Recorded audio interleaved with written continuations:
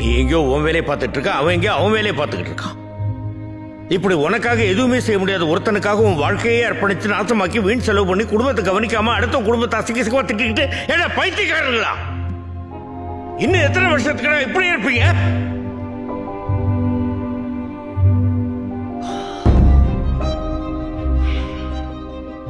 நாம இப்படி இருக்கிறதுக்கு என்ன காரணம் தெரியுமா? அடிமைத்தனம். நமக்கு எப்பவுமே எவனுக்காவது அடிமையா இருக்கணும்.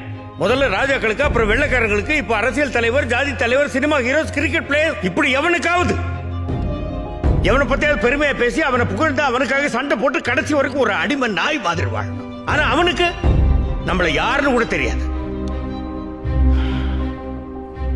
ஏண்டா தெரியாம தான் கேட்கிறேன். நாம காசு கொடுத்து படம் பார்க்கறதுனால தானே அவன் அந்த நிலைமையில இருக்கான். அப்ப யார் முதலாளி? நாம தானே. நாம வேகாத வெயில நின்றுட்டு இருப்போம். அவன் ஏசி கார்ல நாயை பக்கத்துல உட்கார வச்சு கட்டி பிடிச்சிக்கிட்டு உன்னை நாயை விட கேவலமா மதித்து பார்க்காத மாதிரி போய்கிட்டே இருப்பான். நீ அவன் காருக்கு பின்னாடி வாழ்க வாழ்க வாழ்கன்னு கையை தட்டிக்கிட்டே ஓடுவ. ஏட்டா உப்பு போட்டு தானே சோறு திங்கிறீங்க? யோசிச்சு பாரு. நீ ரசிகனா இருக்கிற எந்த ஒரு நடிகனுடைய பிள்ளையாவது இன்னொரு நடிகனுக்கு ரசிகனா இருந்து அவனுக்கு கட் அவுட் வச்சு பால் அபிஷேகம் பண்ணி அவனுடைய வாழ்க்கை நாசம் பண்ணிட்டு இருக்கானா? அவன் அடிச்சு சம்பாதிச்சு கார் பங்களான்னு போயிட்டு தான் இருக்கான். ஆனா நீ ஒரு நாள் மழை பெஞ்சா கூட வீட்டுக்குள்ள தண்ணி வந்து இருக்கிறதுக்கு இடம் இல்லாம நடுத்தரில் வந்து நிப்ப.